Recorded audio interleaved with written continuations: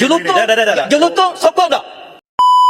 Ya, itu adalah satu sangkaan jahat dan tidak ada satu dokumen yang sah yang mungkin saya perlukan penjelasan dan perlu tarik balik Yang Berhormat untuk pernyataan tersebut.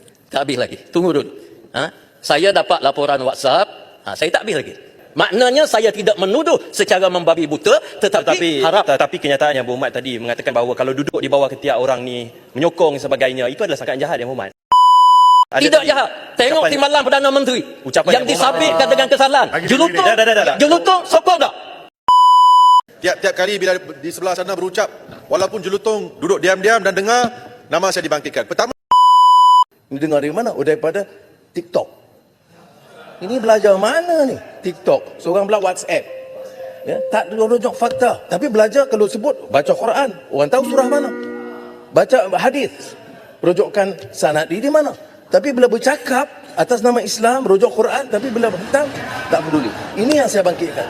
Jadi, live malam ini kita akan berkongsi. Yes, mungkin hampa dah tengok dekat beberapa channel-channel YouTube ataupun di mana-mana video berkaitan ahli parlimen Pasir Mas. Kan? Dia keluarkan kenyataan dan Datuk Seri Anwar Ibrahim menjawab. Kan? So sehari sebelum tu, semalam punya sidang parlimen pada hari Isnin, kan? Dia dah ulang dah. Dia dah cakap dah soal kenyataan, dapat dokumen daripada WhatsApp apa semua kan. So hari ni apabila ada soal dan jawab daripada dengan Perdana Menteri, dia tanya lagi sekali. So, Datuk Seri Anwar Ibrahim penyiku dah. So, aku nak bawa, kita dengar bersama-sama ucapan dia yang semalam. Apa yang YB Ahli Parlimen Sungai Petani, dan dia petik juga Ahli Parlimen Jelutong Bidas, dan last kali, bukan orang lain lah, Pendang ni, dia pantang cerita hamba. Pendang, Ahli Parlimen Pendang ni, dia aku pun tak tahulah. Dan aku semalam, aku ada tengok satu video respon daripada kawan-kawan yang bukan orang politik. Dia kata, sepatutnya parlimen ni soal berbahas, soal rakyat. Ini mai yang ahli parlimen utara. Dia sebut, mai ahli parlimen utara duk kacau parlimen selalu. Duk kacau, duk bawa isu-isu yang tak sepatutnya pun bawa. Tapi duk bawa juga. Jadi dia dah terganggu. Memang tak patut. Seperti mana ahli parlimen utara tu buat. Pendeknya aku like, komen dan subscribe. Boleh hadiahkan super chat, super sticker dan super thank. InsyaAllah aku akan menambah baik lagi channel dan juga kita punya ulasan kita ni. Alright, terima kasih. Soal parlimen, apa hak yang dikatakan oleh ni ahli parlimen Pasir Putih. Okay, alright. Jom kita dengar yang ni dulu. Dewan 36-6 seseorang. Okay, ini yang berlaku semalam tau. Semalam. Ini video yang semalam. Lagi kita bawa sekali dengan ucapan Datuk Seri Anwar Ibrahim yang penuh punya. Ucapan Datuk Seri Anwar Ibrahim untuk nak menjawab kepada ahli parlimen Pasir Putih ni hanya 5 minit ya. Tapi yang ni, hak yang semalam agak panas 7 minit. Bantu aku like, komen dan subscribe. Jom kita layan dulu. Saya ingin membangkitkan peraturan Dewan 36-6. Seseorang ahli tidak boleh mengeluarkan sangkaan jahat ke atas siapa-siapa ahli yang lain. Tadi berkenaan dengan kenyataan Yang Berhormat Pasir Putih. Ya. Berkenaan WhatsApp dan sebagainya. Itu adalah satu sangkaan jahat dan tidak ada satu dokumen yang sah yang mungkin saya perlukan penjelasan dan perlu tarik balik Yang Berhormat untuk pernyataan tersebut. Ya. Terima kasih kepada Yang Berhormat yang sebut. Ucapan saya tak habis lagi. Tak habis lagi. Tunggu dulu. Saya dapat laporan WhatsApp. Saya tak habis lagi. Saya minta kepada pihak kerajaan supaya meneliti. Lihat dengan baik. Kerana walaupun dia WhatsApp, dia datang daripada sumber yang sangat kuat. Sumber yang sangat kuat. Dan saya minta supaya diteliti dengan baik. Dicek dengan baik. Maknanya saya tidak menuduh secara membabi buta, tetapi kenyataan Yang Berhormat tadi mengatakan bahawa kalau duduk di bawah ketiak orang ni menyokong sebagainya, itu adalah sangkaan jahat Yang Berhormat. Tidak jahat. Itu ada Tidak jahat. Tengok timbalan Perdana Menteri yang disabitkan dengan kesalahan. Jelutong, sokong tak? Jelutong dulu, waktu timbalan Perdana Menteri nak cakap, dia minta supaya duduk. Orang yang disabit di mahkamah tak layak bercakap dalam Dewan yang mulia. Baik. Sekarang duduk dulu. Sekarang duduk, semua duduk dulu. Yang Berhormat Pasir Putih, saya mencadangkan kalau Pasir Putih ada semua maklumat, sila ke SPRM, teruskan buat laporan kepada polis untuk tindakan diambil.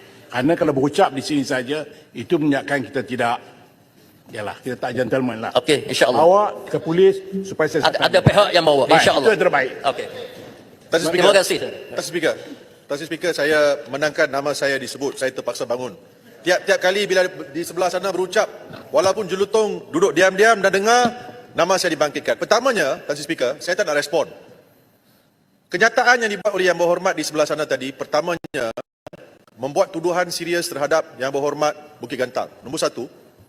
Nombor dua, beliau Yang Berhormat juga membuat tuduhan yang serius terhadap Tan Sri Speaker sendiri. Nombor dua. Nombor tiga, tuduhan-tuduhan yang dibuat oleh Yang Berhormat tadi berunsurkan satu fitnah. Hanya sekiranya dibuktikan, ditunjukkan kepada Dewan Yang Mulia ini, saya cabar sekarang, kalau ada WhatsApp itu, bekalkan WhatsApp itu kepada Dewan Yang Mulia ini melalui satu usul. Sekiranya Yang Berhormat tidak berbuat demikian dan hanya pakai hentam, pakai buat tuduhan saja, saya menuntut supaya Tan Sri Speaker Yang Berhormat beliau menarik balik kenyataan tersebut. Ini adalah satu penghinaan. Inilah cara-cara yang dibuat oleh Wan Ahmad Faisal. Inilah cara pembawaan, cara Perikatan Nasional nak buat Kita sekarang cara mereka duk nak burukkan kerajaan dengan cara macam ni. Ini yang sangat-sangat merosakkan dalam parlimen. Hang kalau tak puas hati, hang bawa pergi ke SPRM. Tak payah nak tunjuk buruk sangat. Kononnya pendedahan itu, pendedahan ini. Padahal itu semua tak betul. Tapi nak wujudkan persepsi untuk nak memburukkan ahli-ahli parlimen di dalam kerajaan ni. beliau menarik balik kenyataan tersebut. Ini adalah satu penghinaan. Kenapa perlu kita sekarang membahaskan belanjawan? Apakah kena-mengena hujahan-hujahan perbahasan itu dengan belanjawan? Sehingga ini bukan floor, you bukan tempat ceramah ni. You tanya soalan sudah lah. saya membangkitkan isu peraturan. Tanya Muhammad. Tanya soalan sudah lah. Pasir Peraturan apa? Saya belum habis lagi. Pasir Putih. Dia bawa standing Isu order. peraturan. Ya, standing order tapi berjelo. Itu hak saya. Saya nak berhenti ke tidak? Dengar dulu. Baik, sekarang jalan keluar. Jalan keluar begini. Jalan keluar. Kalau sekiranya Gantang rasa dia terinaya disebabkan oleh fakta-fakta tidak betul, saya minta Gantang masukkan usul untuk hadapkan Pasir Putih ke Tengkorak. Tan Sri Speaker, saya akut. Okey, saya terima. Tan Sri Speaker, saya akut dan menerima. Kita ada presiden. Macang telah digantung kerana beliau membawa satu surat yang tak ada. Baik, sebab itu saya katakan tadi, saya minta Bukit Gantang mengambil tindakan. Okey? Kalau tidak, kita tidak akan habis di sini. Sebab Bukit Gantang pun tak ada di sini. Tu, hampa tengok tu. Seorang tu daripada utara dia start bangun tu. Dia start bangun tu. Ya, sebab itu saya minta Bukit Gantang, kalau sekiranya merasakan bahawa dia terinaya disebabkan oleh maklumat-maklumat yang tidak betul, masukkan usul pada saya besok. Ya, dan terima kasih. Tan Sri Speaker, sebelum saya berundur, saya juga cabar Yang Berhormat Pasir Putih kalau berani betul buat laporan SPRM. Ya, saya dah beritahu tadi. Tan Sri 36(4) peraturan. Aduh. Apa lagi ke? Saya nak bangkitkan apa yang dibangkitkan oleh Jelutong tu, masa beliau dulu, masa penggal yang lepas, dia pernah membangkitkan menuduh UMNO celaka. Tak ada isu tu dah. Saya tidak pernah menuduh. Lepas Tan Sri tu, Speaker. Baik. No, saya Datuk minta Najib tengah bicara di Tan Sri mahkamah. Speaker. Dia bangkit benda Tan Sri Speaker, UMNO cukup. saya minta pendang tarik balik kenyataan saya menuduh UMNO celaka. Kalau saya nak ungkit cerita ni 18 tahun dulu lagi dah. Kita boleh korek tu. Tak, pasal dia- Tak payah. Dia lawyer. Duduk. Okey, baik. Terima Duduk kasih. semua. Dia lawyer, dia patut disiplin dengan lawyer dia. Saya kata duduk. Duduk betul. Duduk. Duduk. Karut betul ya, jujur cakap. Betul-betul punya karut. Kenapa? Okey, ini hanya ucapan pendek saja. Sebab saja mula-mula aku tak dapat lagi ucapan penuh Datuk Seri Anwar Ibrahim, dan aku pun masuk ke dalam parlimen punya ni, aku tengok, aku cari dapatlah jawapan Datuk Seri Anwar Ibrahim. Ini hang just pakai WhatsApp, pakai TikTok kan untuk nak bawa kononnya satu naratif untuk nak memburukkan kerajaan. Agak-agak ada. Takkanlah hang nak jadi seorang ahli parlimen yang jenis surat-surat layang, kertas-kertas layang. Aku pun tak faham lah. Sekejap, mana yang Datuk Seri Anwar Ibrahim? Alright, okay, alright. Bukan. Okay, alright. Sekejap. Aku rasa bukan yang ni. Right, terima kasih kawan-kawan yang hadir. Bantu aku like, komen dan subscribe. Okay. Alright, PMA jawab. Okey, ini apabila hari ni pagi tadi ada soal jawab. So ahli Parlimen Pasir Putih ni kan saya hampa dengar dia dah hampir-hampir koyak. Hampir-hampir dia nak menjawab balik dah kepada Perdana Menteri kita. Ha. Jom. Terima kasih Tan Sri Speaker. Terima kasih Yang Amat Berhormat Perdana Menteri. Tapi ya kan, kalau dia betul-betul dah faham, semalam bila dia habis sidang parlimen, pagi ni ataupun semalam lagi dia pergi buat laporan SPRM, bawa bukti yang dia kata dia ada dekat WhatsApp tu. Tapi dah. Dia nak bertanya depan Anwar Ibrahim juga. Waalaikumsalam kepada kawan-kawan yang memberi salam. Bantu aku like, komen dan subscribe. Yang memberi jawapan sekejap tadi.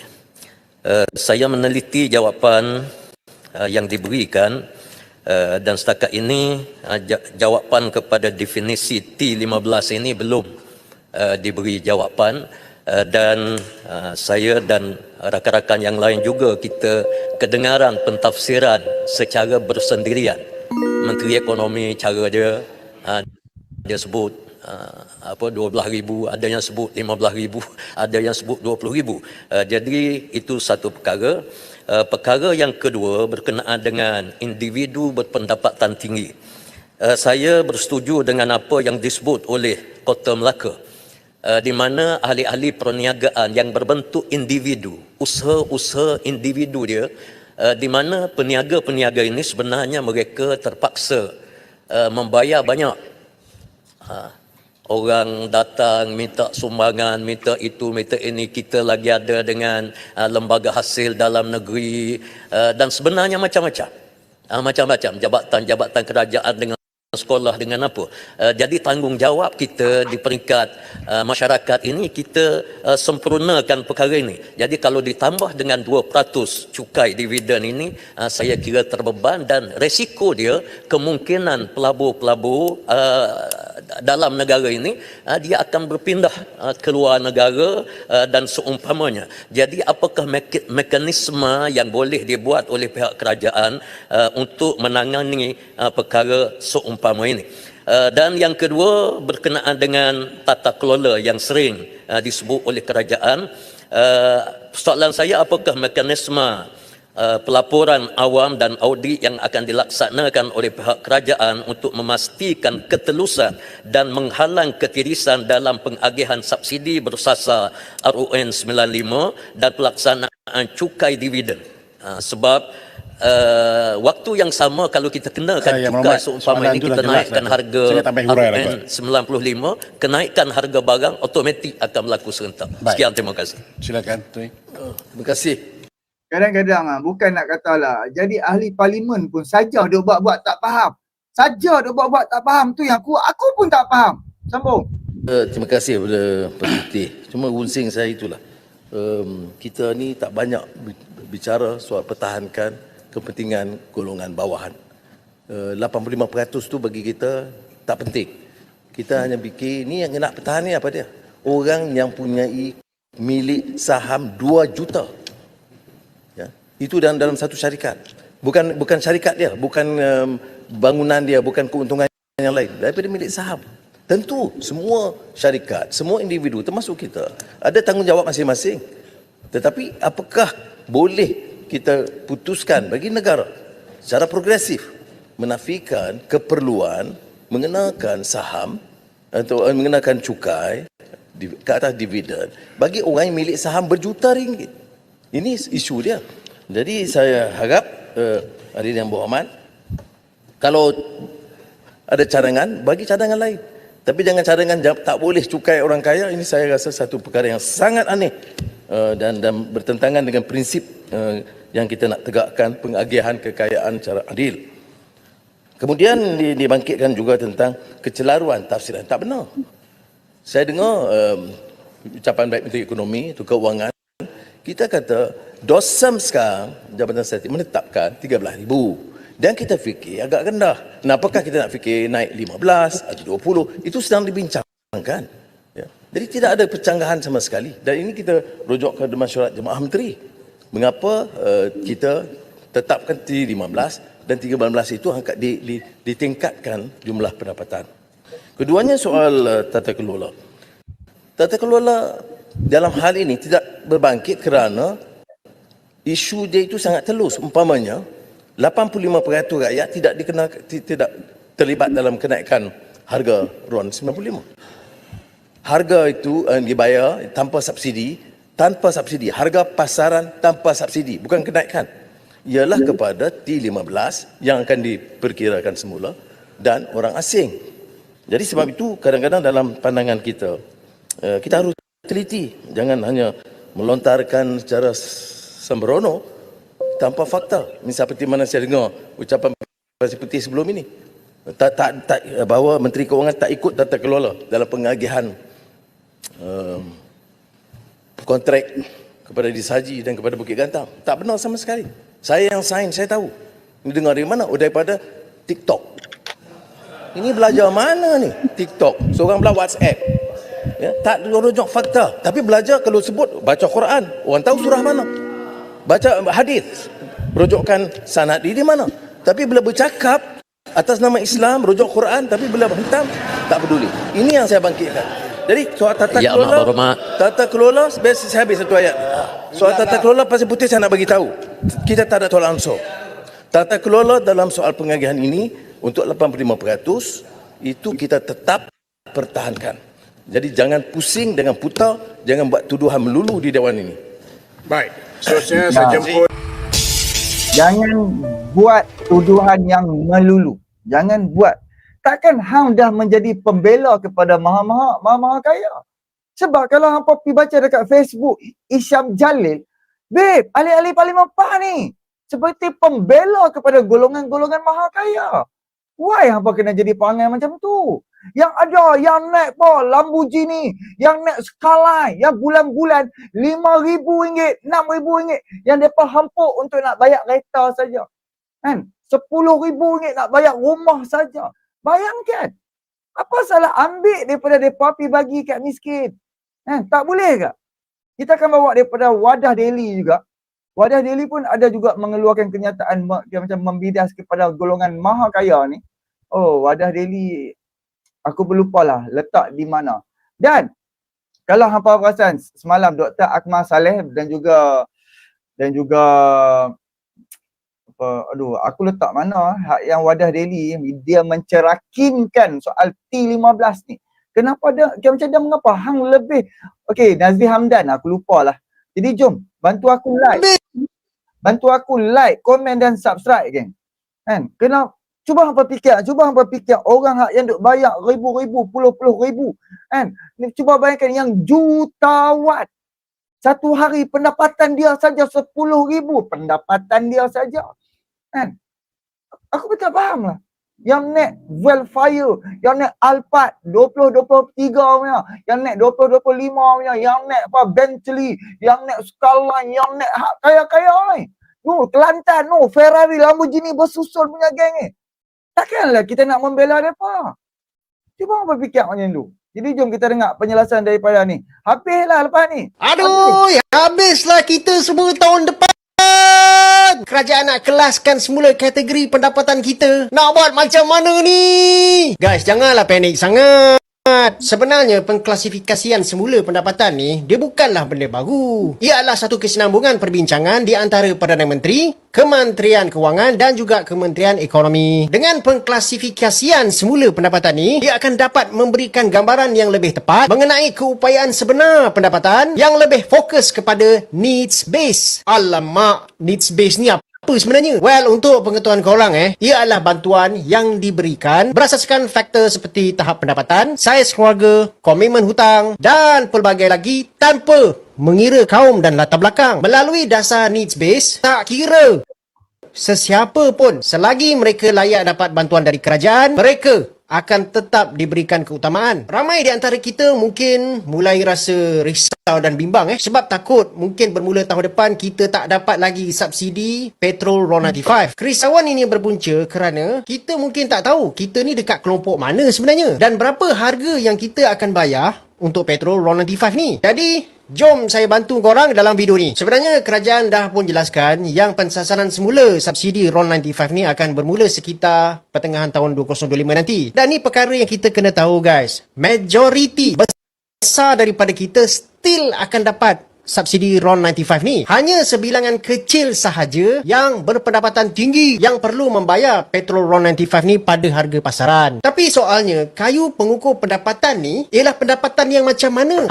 Ni yang saya nak jelaskan dari pelbagai laporan dan kenyataan Perdana Menteri dan Menteri Ekonomi sendiri. Antara cabaran besar bagi pihak kerajaan ialah memberikan definisi siapakah sebenarnya mereka ni agar membolehkan perubahan dasar ni dilaksanakan. Untuk tujuan itu, pengkelasan semula pendapatan yang lebih memfokus kepada needs base, iaitu berasaskan keperluan, perlu dilakukan supaya dia dapat memberikan gambaran yang lebih tepat siapa yang sebenarnya patut layak dapatkan subsidi ni. Kita sedia faham bahawa setelah sekian lama kita menggunakan pengkelasan pendapatan yang bersifat tradisional, iaitu T20, M40 dan juga B40. Malangnya pengkelasan pendapatan macam ni, dia tidak dapat memberikan gambaran yang tepat mengenai kumpulan pendapatan. Misalnya diorang yang dapat gaji 15,000 sebulan tapi dia tinggal dekat Kuala Lumpur, tidaklah sebesar mana kalau dia ambil kira kos kehidupan yang tinggi. Tapi dekat kawasan luar bandar dengan pendapatan RM 15,000 tu, itu dah dianggap cukup besar. Jadi Kalau hampa ingat perkara ni soal gaji 5,000, gaji 10,000, 15,000 dah dibincangkan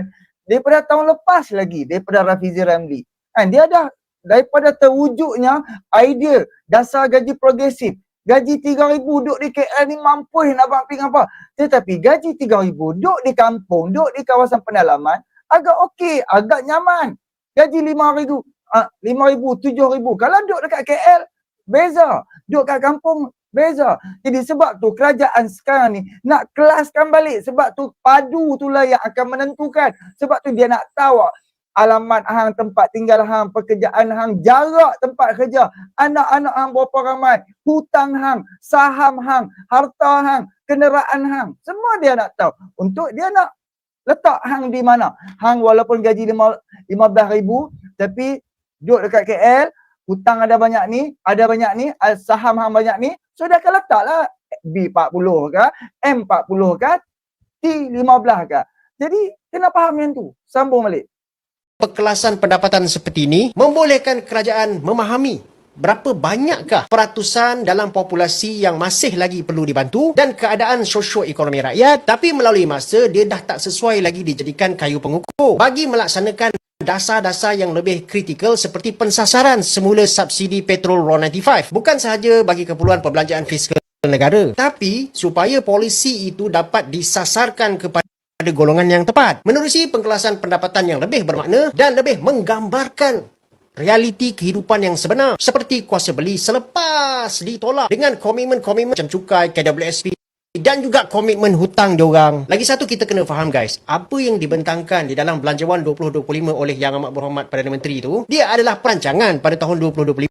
Pengumuman pensasaran semula subsidi RON 95 ni adalah satu komitmen jelas daripada kerajaan untuk membahagikan semula subsidi ni kepada golongan yang lebih layak.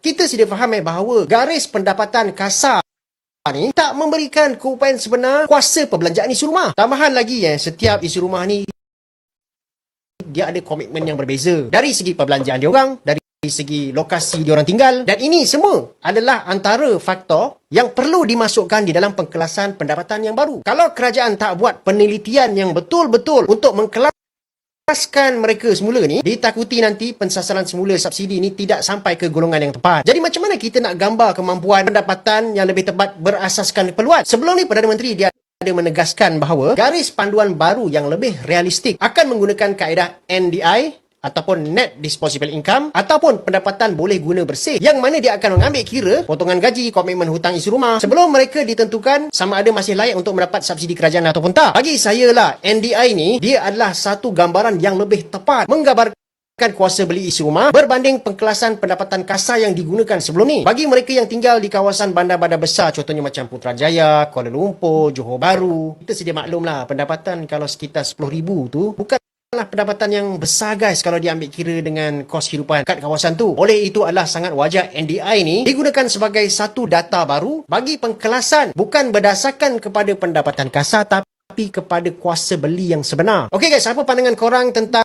penggunaan NDI di dalam pengkelasan semula pendapatan? Korang ada sebarang pandangan ataupun cadangan? Boleh letak dekat ruangan komen guys. Bantu saya share video ni dan juga jangan lupa bagi saya like banyak-banyak. Alright. Okey, alright, alhamdulillah. Sebab tu seperti mana kita patah balik pergi ke ucapan Datuk Seri Anwar Ibrahim tadi kan. Kadang-kadang bukan nak katalah agak munafik lah. Agak munafik puak-puak ni kan. Kita tak faham hang ni golongan mana ni? Hang ni duduk di mana ni? Hang ni kan hang nak tunjuk hero kepada golongan maha kaya ke ataupun hang nak tunjuk hero kepada golongan-golongan miskin? Hang nak utamakan 15% ni. Sekarang ni 15% orang maha kaya ni menjadi peluru kepada kerajaan. Menjadi tempat untuk nak tibai kerajaan, kononnya kerajaan menzalimi orang-orang yang 15% ni. Jadi ini yang aku tak faham. Perangai apa yang sedang hampa ditunjukkan ni? Okey, alright. Lepas ni kita akan pergi. Okey, saja aku nak tunjuk dekat hampa ni sikit. Okey, ini daripada ahli Parlimen Ketereh. Sebelum aku play kan, bantu aku like, komen dan subscribe dulu. Lepas tu boleh hadiahkan super chat, super sticker dan super thank. Jangan hina Kelantan, tapi PMX dapat darjah kebesaran Kelantan. Okey, alright. Ini aku nak buat lawak sikit lah. Kita buat supaya hilang bosan tu. Jangan hina Kelantan Tolong. Apa baliklah. Mana tak marah? Dia menghina Jangan sedih aku lah. Kenapa weh? Tak ada tiap kali dia bahas dia sebut ni Kelantan tau. Hina sangat Kelantan tau. Tak ada lah. Sikit-sikit Kelantan. Sikit-sikit Kelantan tau. Bila disentuh oleh jelutong. Ada tiap kali dia bahas dia sebut ni Kelantan tau. Hina sangat Kelantan tau. Tak ada lah. Sikit-sikit Kelantan. Sikit-sikit. Kenapa weh? Tak ada tiap kali dia bahas dia sebut ni Kelantan tau. Hina sangat Kelantan tau. Tak ada lah. Sikit-sikit Kelantan. Sikit-sikit Kelantan tau. Bila disentuh oleh jelutong.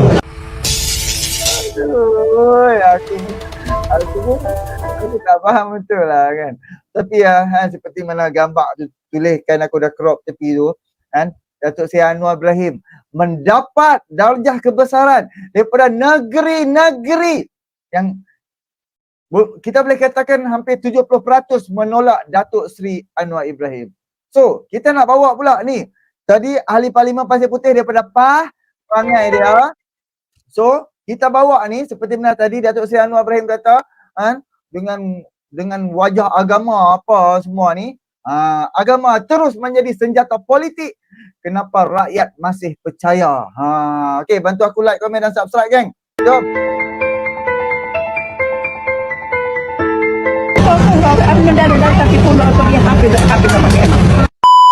Parti Islam Malaysia, salah sebuah parti politik yang tak asing lagi dalam arena politik Malaysia. Seringkali kita mendengar kenyataan dari pemimpin-pemimpin parti ini yang cukup sinonim dengan mengharamkan pelbagai perkara dan mengkafirkan orang lain sekiranya bertentangan dengan pandangan mereka. Tapi, bila bab mereka, lain pula ceritanya. Ada saja hujah agama yang tiba-tiba keluar untuk halalkan tindakan sendiri. Bila orang kata mereka ni penunggang agama atau bersifat khawarij, terus mereka kata tuduhan itu sengaja dibuat untuk jauh kaum umat Islam dari sokong perjuangan parti mereka yang kononnya memperjuangkan Islam. Kalaulah difikirkan semula, sebenarnya tuduhan ini bukanlah tidak berasas. Cuba kita tengok balik berapa ramai pemimpin-pemimpin PAS yang gunakan agama sebagai alat politik mereka. Ada pemuda dan orang tua yang sanggup bersusah payah, bermalam, bersiang, berpanas, bersejuk dengan perjuangan ini dan untuk memenangkannya. Kalau diikhlas kerana Allah, maka baginya seperti orang yang berqiyamul lail yang tidak tidur pahalanya, dan seperti orang yang puasa tak buka-buka di siang harinya. Wah, hebat betul ya jadi ahli PAS. Dapat pahala macam kita buat qiyamul dan puasa sepanjang masa. Senanglah nanti nak masuk syurga kan? Allah boleh je hantar malaikat berupa dengan siapa tak klik. Bawa pakai IC cacat beratus. Duduk depan kita. Kita kenal sayang kita orang sekapo. Mu klik kata klik siapa kita tadi. Dia jawab. Apa kau tu? Mesti. Astagfirullah. PAS buat seolah-olah malaikat tu macam kawan mereka. Allah tanya besok di akhirat, wahai Nur Azri, kamu dulu di dunia berjuang Islam kita? Ya. Apa penting kamu? Nombor ahli saya 301 402. Lulus masuk syurga. Saya kepada semua pengundi-pengundi di SEK yang nak mengundi ni, balik pangkah Perikatan Nasional. Siapa yang pangkah Barisan Nasional dan Pakatan Harapan, masuk pintu neraka.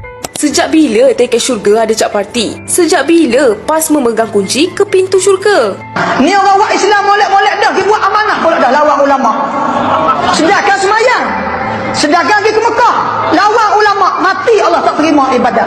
Astaghfirullahalazim. Yang orang lawan tu bukan ulama agama pun. Cuma ulama politik yang pandai pusing ayat. Tinggi sangat ke darjat pemimpin PAS ni sampai mereka boleh tentukan ibadat orang diterima atau tidak? Siapa kata parti Islam tak molek?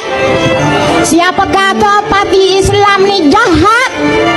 Siapa kata parti Islam ni tak boleh memerintah? Sangkut. Itu adalah Dajjal. Dikatakannya siapa yang menentang PAS adalah Dajjal. Seolah-olah PAS sebuah parti yang maksum, tak boleh ditegur langsung. Siapalah yang ajar pemimpin ni cakap sebegini rupa? Siapa dia KP Harbi di Malaysia? DAP. Kalau ada orang minat lagi kepada UMNO pada 17 hari bulan ni, secara automatik dia bersedia untuk kita dikuasai oleh KP Harbi ni, tuan-tuan. Amin. Ya Qahhar. Amin. Ya Jabbar. Amin. Ya Muntaqim. Amin. Ya Allah. Amin. Ya Allah. Tengoklah pemikiran pemimpin PAS. Tak setuju dengan mereka? Kafir lah jawabnya. Mereka baca kunut nazilah di parlimen untuk ditujukan kepada siapa? Seolah-olah menentang mereka sama seperti menentang Islam. Inikah ciri-ciri pemimpin Islam yang ingin ditonjolkan oleh PAS? Pemerintahan Islam yang bagaimana sebenarnya yang mereka ingin bawa? Inilah masalahnya. Bila agama dipolitikkan, bila orang lain buat, terus dilabelkan sebagai haram. Tapi, kalau pemimpin mereka yang buat, habislah segala dalil dikeluarkan. Bagi sesetengah orang, mungkin apa yang dilakukan oleh beberapa pemimpin PAS ni cuma kesilapan kecil dan tak perlu diambil serius. Tapi, korang tahu tak betapa bahayanya doktrin yang mereka bawa ni? Sama je seperti doktrin Syiah ni, cerita dia. Sama je, tak boleh lawan pemimpin. Kan, berdosa besar, duk hampa syurga. Dosa kali dia ada UMNO kafir tak pakai. Dalam kita kalau ada. Kita ada, kita banyak ada. Kalau kau UMNO datang ke kuno atau dia kafir tak pakai. Begitu teruk sekali orang Melayu yang mempercayai doktrin ini. Kalau ikutkan seperti yang mereka kata, bagaimana nasib negeri-negeri lain yang tiada PAS? Adakah mereka semua akan ke neraka? Adakah orang Islam di Sabah Sarawak juga akan ke neraka? Bab PAS ni kita dah faham. Mereka memang orang politik yang pandai ambil kesempatan atas golongan yang lemah. Tapi, kenapa orang Melayu membiarkan diri mereka diperbodohkan sebegini? Malu bila kita fikirkan pemikiran orang Melayu Islam begitu lemah sekali. Betul lah kata para akademik, pentingnya pendidikan dan ilmu pengetahuan dalam masyarakat Melayu supaya kita tak senang-senang ditipu oleh golongan seperti ini. Kebanyakannya yang mudah percaya dengan doktrin seperti ini datang dari 4 golongan. Pertama, golongan yang kurang pendidikan. Kedua, yang beraliran pondok dan tak terbuka pada dunia luar. Ketiga, mereka yang selalunya duduk dalam kelompok satu bangsa sahaja. Dan yang terakhir, golongan profesional yang mencari jalan pintas ke syurga. Golongan inilah yang mudah diperdaya. Mereka tengok orang yang berserban, berjubah dan pandai membaca beberapa baris ayat Al-Quran terus diangkat menjadi tokoh. Sedangkan mereka lupa Nabi Muhammad SAW pernah berpesan, di akhir zaman nanti ada satu kelompok yang baginda lebih risaukan berbanding Dajjal. Golongan ini ialah ulama su, ulama akhir zaman. Atau BN masuk neraka. Astaghfirullahalazim. Orang kalau belajar agama betul-betul, dia tahu bab neraka syurga ini bab sam'iyat. Apa dia sam'iyat? Bercakap berdasarkan dalil. Kami ke syurga, pilih itu ke neraka. Memang tak betul. Seolah-olahnya neraka syurga ini bapak dia tentukan. Alright. Itulah yang perlu kita jaga dan perlu kita lawan. Akhir zaman ni cuba hampa tengok orang-orang yang ada berkelayakan macam-macam, yang hebat, gah, yang betul-betul ternama. Kan? Datuk Seri, Datuk hak mana hak yang nama hebat-hebat ni pun boleh terpengaruh dengan GISB, boleh terpengaruh dengan Ayah Pin, ajaran-ajaran sesat apa Mahdi pak yang dekat yang baru ni, hak yang diharamkan tu pun boleh terpengaruh. Ni apatah lagi sama seperti kita sama seperti, tapi cara ada pembawaan dia merosakkan dan merendahkan dan memalukan agama Islam terhadap agama-agama lain. Sedangkan kalau dia perintah awak, hebat sangat kan kalau hampa perintah tu. Selesaikan masalah-masalah kalau Perikatan Nasional dan PAS tu memerintah. Mustahil sekali akan selesai. Jadi jom kita dengar apa yang dikatakan oleh Adib Aiman. Adib Aiman ni perangai walaon PAS ni macam ni Jom kita layan. Adik Aiman just attack. Aku berpendapat bahawa sebenarnya rakyat Malaysia ni dah gila. Lagi-lagi pembangkang di Malaysia dah gila. Daripada 85% rakyat Malaysia, yang dibincangkan 15% tu. Betul, RON 95 akan dimansuhkan subsidi kepada golongan T15. 15% tu yang kena. Tapi yang kita duk bincang ni 15% ni pasal apa? Semua orang ingat hangpa kaya sangat ya? Kalau ikut tafsiran yang pertama, Isham Jalil, 15% tu daripada 15% total rakyat Malaysia. Dia campur sekali dengan budak-budak, baby-baby semua campur sekali. Itu 15%. Itu satu tafsiran yang gila lah. Tafsiran yang kedua, 15% itu daripada pendapatan per kapita, iaitu pendapatan rakyat Malaysia 15% paling tinggi. Itu pun agak gila juga, sebab kita tahu, memang semua orang tahu, satu Malaysia di negeri dia beza-beza. Kaya di KL tak semestinya kaya di tempat lain. Sorry, kaya di Kedah tak semestinya kaya di KL. Kaya di Kedah mungkin jadi miskin di KL. So tafsiran itu tidak boleh digunakan pakai. Tadi aku dengar dalam parlimen ada tafsiran yang ketiga, 15% ini adalah orang yang memiliki saham melebihi 2 juta ringgit dalam satu company. Itu logik jugalah. Tapi yang peliknya, kenapa kita fikir pasal 15% ni? Ya 85% ni tak mau fikir lah. Kata kita serve untuk rakyat. Rakyat yang macam mana? Rakyat yang miskin. Apa pergi tegak rakyat yang kaya ni pasal apa? Mungkin semua lebay-lebay ni rasa mereka kaya, takut terkena. Ada yang man? Hipokrit, munafik, jasadan. Alright. Okey, terima kasih kawan yang hadir. Ini kalau hampa perintah siapa yang hampa nak tolong. Hari ni kerajaan hari ni di bawah Datuk Seri Anwar Ibrahim nak attack, nak bantu rakyat-rakyat miskin, apa-apa yang tak ada. Kan? Apa-apa yang tak ada sebelum ni, yang tak pernah dibuat oleh kerajaan sebelum ni, hari ni kita buat. Tapi bila kita nak buat, kita ambil daripada yang maha kaya ni, kan? Yang patut yang duk lari-lari cukai kita pilihan ni, kita nak bagi dekat miskin ni. Allahu Akbar, subhanallah. Dah seminggu dah ni. Seminggu kan 2 minggu selepas dibentangkan belanjawan. Seminggu lebih dah bila Datuk Seri Anwar Ibrahim bentang. Bermula petang Jumaat itulah duk bicara. Habislah toke-toke ni nak kena bayar gaji pekerja lebih. Bila orang tak naikkan gaji, hang duk kata kosara hidup, gaji rendah. Orang naikkan gaji dengan ada sistem dasar gaji progresif yang dibuat oleh Rafizi Ramli yang akan fund duit kepada syarikat hang, kepada majikan hang untuk majikan hang menaikkan gaji. Hei, aku pun tak tahulah. Jadi ni ucapan pendek Datuk Seri Anwar Ibrahim. Dia tanya, kan, kita tolong Melayu. Rakyat terbanyak, bukan kroni. Tolong Melayu mana? Melayu anak aku. Melayu mana? Melayu bini aku. Ya. Ya, tolong Melayu. Tolong Melayu mana? Melayu anak aku. Melayu mana? Melayu bini aku. Melayu mana? Melayu kroni aku. Bagi kita Melayu ni Melayu rakyat terbanyak. Itu ingat saudara. Saudara bertanggungjawab, ingatkan pimpinan kita. Ingatkan pimpinan kita di negeri dan persekutuan. Nak buat sebaiknya, sedaya upaya, buat sekarang masa kita perintah. Ya. Jangan jadi macam beberapa orang yang bebal. Bebal pada pencin. Terima kasih Firdaus Azmi memberi RM3. Terima kasih Firdaus Azmi. Aku ada sekarang ni channel YouTube dia ada upgrade boleh hadiahkan super chat, super sticker dan super thank. Thank you very very much. Atau bebal pada berhenti kan. Ini tak kena, yang ni tak kena, ya tak buat yang tu lagi. Kita kena tolong Melayu. Yang hang kerja puluh tahun ni hang patut tak tolong. Ya. Ya, tolong Melayu. Tolong Melayu mana? Melayu anak aku. Melayu mana? Melayu bini aku. Melayu mana? Melayu kroni aku. Bagi kita Melayu ni Melayu rakyat terbanyak. Dan sebab itu pendekatan kita, saya katakan need base. Kemiskinan tegak. Apakah dia itu orang Iban di Kapit, atau orang India di Sungai Siput, atau Cina di pinggir Kepung, atau Melayu yang ramai, atau orang asli, salute orang asli.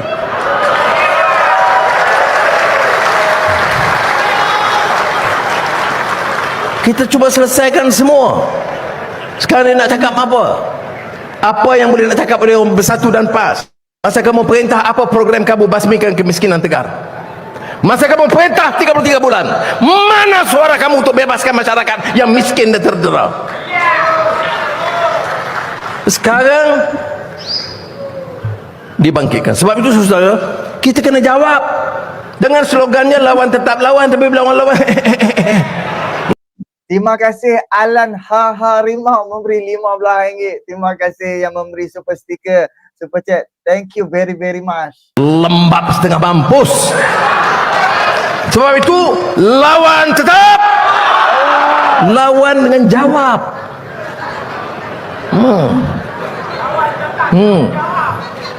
Jangan lawan sama Sri. Orang tanya dulu, pasal apa kami banyak dengan lawan dalam parti ini? Datuk Sri kata lawan tetap lawan. Alright. Itulah.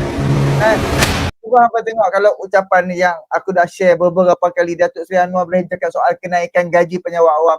Lebih baik, dia sini kata lebih baik aku buat waktu aku berkuasa. Dia tak mau bila dia dah tak jadi Perdana Menteri nanti, dia duk mendesak kenaikan gaji pula waktu tu. Sekarang dia berkuasa, dia ada jawatan, dia Menteri Kewangan, dia Perdana Menteri. So dia boleh buat macam-macam. So sekarang, sekarang ni, baru-baru ni yang aku duk search tadi pasal Wabi Mat Sabu, di bawah ni pasal beras tempatan ni. Baru ni banjir merosakkan jelapan padi yang teruk gila-gila. So pesawah satu teruk. So daripada sistem beras dalam negara pun teruk. So macam mana? Pesawah rugi, tak ada gaji. So kerajaan tolong bantu. Apa masalah pam ayak? Beli pam ayak harga 20 juta untuk kampung tu. Untuk kawasan yang terjejas tu, sungai yang bermasalah tu. Buat selesai masalah. Segala teknologi dah diguna pakai untuk nak selesaikan masalah-masalah yang ada dalam negara. Apa idea perbankan? Aku nak bawa lah soal hadiah wang ni. Hadiah wang dululah kita pergi daripada DSA. Soal apa?